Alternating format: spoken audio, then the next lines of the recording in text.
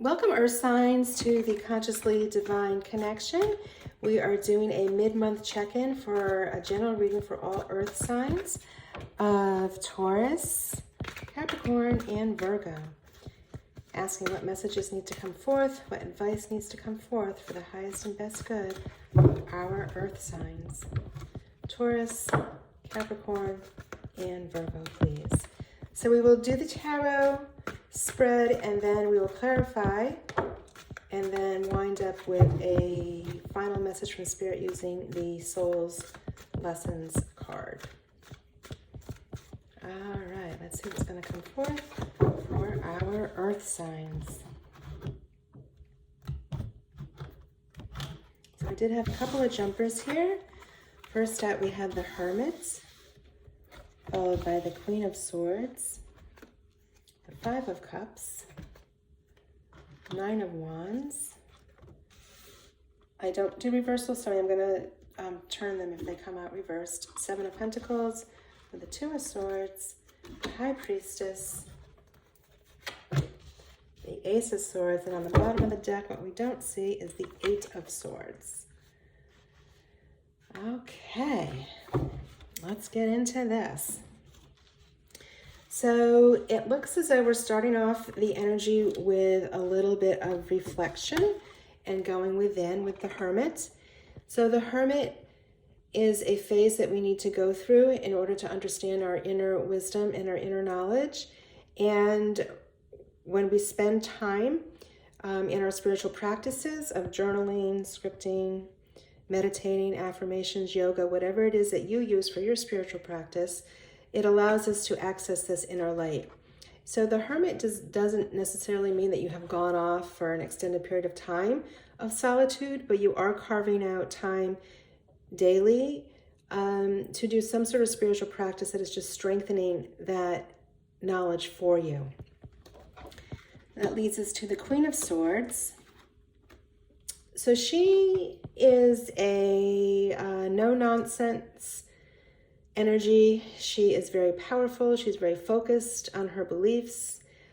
She does not wear her emotions on her sleeve. So she often, you may not know exactly how she's feeling because she's quite stoic. So feeling like there may have been some challenge for you that is making you feel that you cannot show any sign of weakness. So you're tapping into the strength and the justice of the Queen of Swords. With the Five of Cups, we have some loss, some perceived grief here.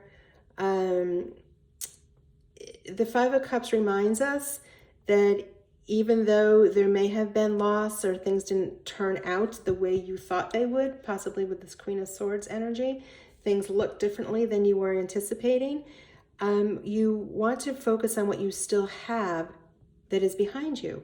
So yes, these three cups may have tipped over, some loss around that feeling, but you have two cups behind you that are still upright.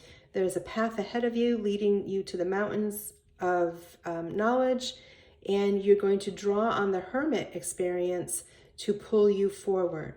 All right, so it's a mindset shift of not looking at the past. It's looking forward and focusing on what you want to create and not what may have been perceived as a loss. With the Nine of Wands, we have conviction here. So this individual has been wounded in battle. So again, I feel a little something challenging has been on your mind recently or in your experience. But you've weathered the storm and you grew stronger. You grew stronger in your beliefs, and you've grown stronger from the knowledge that the Hermit has given you with your spiritual teachings, and that you have essentially drawn a line in the sand and you're not going back. So whatever this epiphany has been for you, whether it's new ways of interacting with people in your world, in your relationships, whether it's a new way of making a living, you know what you want and you are not going back. All right, so a big mindset shift here for you. that was really triggered, I think, from the inner work that you did with the Hermit. So you're making good choices because it's leading to success for you. So with the Seven of Pentacles, we start to see abundance showing up for ourselves, and it's making a decision. Do we want to continue our strategy in the same way and be somewhat guaranteed we will get the same results, or do you want to try something new and try a new strategy? So that flows right into the Two of Swords, where you are making some sort of a decision. In this case, she has her swords across her heart. So I feel that there is some protection going on around your heart space. You don't want to be burned again. So whether this was a business colleague that took advantage of you, or whether it was actually heartache, you're not going there again, right? You've been awakened and you are not going down that same path again. So the wonderful thing with the Two of Swords is that because she is blindfolded, it's offering her the opportunity to rely on her other senses besides her physical senses to make this decision. So this decision is made from a spiritual place, an awakened space. And again, it ties back to the knowledge that you gained from the Hermit, and that the decision that you make will be the right decision for you around changing strategies that are more aligned to the information that came through from the Nine of Wands experience. So you're supported by the High Priestess. All right. So this is all about really tapping into your intuition, tapping into your psychic abilities. She guards the veil between the seen and the unseen worlds. So she has support here for you as you start to trust your intuition more and start to work from a place of making decisions from the universal law perspective than our 3D world. And here you end up with victory. So the Ace of Swords represents a new beginning coming in for you. It represents success, both from an emotional, peaceful place with your olive branch, and then also from a monetary place with the palm frond. So good things have come out of the little bit of struggle that you may have perceived in the beginning of the month, but you wind up victorious. So what you don't see on the bottom of the deck was the Eight of Swords. So with the Eight of Swords, we have a closed down energy, we have stagnation, but sometimes stagnation is necessary, just like we need to isolate ourselves and quiet our mind with the Hermit. Sometimes with the Eight of Swords, we need to also pause to make the best decision. So the Eight of Swords can represent a feeling of overwhelm, that maybe there are too many decisions in front of you to make, so you are feeling stuck and afraid to take action for fearing that you will make the wrong move. But the wonderful thing with the Eight of Swords is that although her upper body is bound, her feet are not. So she can easily move forward and remove the rope by stepping against one of the swords here.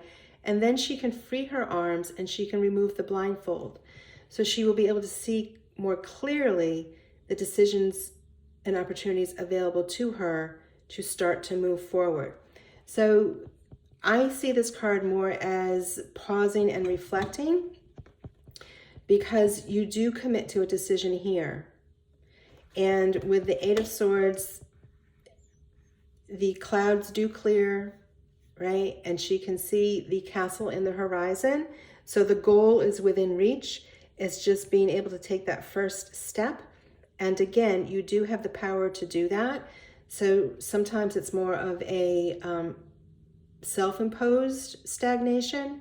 And again, if I'm going to look at it from a positive aspect, sometimes we need that. We need to pause a little bit and go inward to make the best decision for us. And again, tap into your High Priestess so you can really use your intuition and your psychic gifts to help make that decision easier on how you will move forward. All right, so we're going to get some clarity here with the tarot. What information do the earth signs need to hear for this final message, please? All right, so the two cards that had come out. We have the Two of Wands on top of the Hermit and the Queen of Swords. The Three of Wands on the Five of Cups and the Nine of Wands. And the Eight of Swords again on top of the Seven of Pentacles and Two of Swords. Finally, we have the Queen of Cups coming out with the High Priestess and the Ace of Swords. And on the bottom of this deck is the Wheel of Fortune. All right, so again, it feels a little stress-provoking to me, a little anxiety here for you, but know in the end, you have shifted to more abundance with this Wheel of Fortune. All right, so with the Two of Wands coming out, twos are about making decisions again. They could be about partnerships also. So I do feel this Queen of Swords is a support to you. With the Wand energy, it's setting new ideas, it's visualizing. So whatever has been stress-provoking for you, there is a new path to walk down. Next, we have the Three of Wands coming out on the Five of Cups and Nine of Wands. So threes are setting that foundation. Now you've taken the vision from the Two of Wands and you've started to lay the steps out for how you're going to get there. All right. Next, the Eight of Swords again. All right, so something definitely has been weighing on your mind and you have felt held back and stagnant. And I believe here that with the Eight of Swords, you do make the right decision. So again, I believe that it is going inside, using your intuition, quieting your mind, and tapping into that Hermit energy and the High Priestess that allows you to make the decision that does move you forward. We end up over here with the Queen of Cups. So you've got two queens supporting you, which is just wonderful energy. Queen of Cups is nurturing, motherly energy. She's offering you a cup full of love, joy, and abundance. All right, so it's a time to accept that cup. And given that she comes here with the Ace of Swords, it is a new offer that's coming in full of love, joy, and abundance for you that you will be ready to accept. Wheel of Fortune, right? So your fortunes are turning to the positive. You can let go of this feeling of being stuck and being stagnated as the energy shifts for you. You open up, you release, and you are able to step into all of the beauty of the Wheel of Fortune. So it is some sort of cycle that you have completed, and you are leaving the old behind. And it really all started with going inside and tapping into that Hermit energy. All right, wow. Let's get one final clarifier here from Spirit. What final message do our Earth signs need to hear around this message of letting go and embracing the Wheel of Fortune? Gratitude. I am thankful for this life and the opportunities that it presents. All right, so everything has a cycle. You've completed the rough patch. Now you're on the expansion side of it. You've gone within, you've done the work. And gratitude is the fastest action we can take to manifest anything in our world. Grateful for the simplest of things will bring us abundance and prosperity. All right, Earth signs, that is your mid-month check-in. I'm wishing you many, many blessings, much love, and you take care.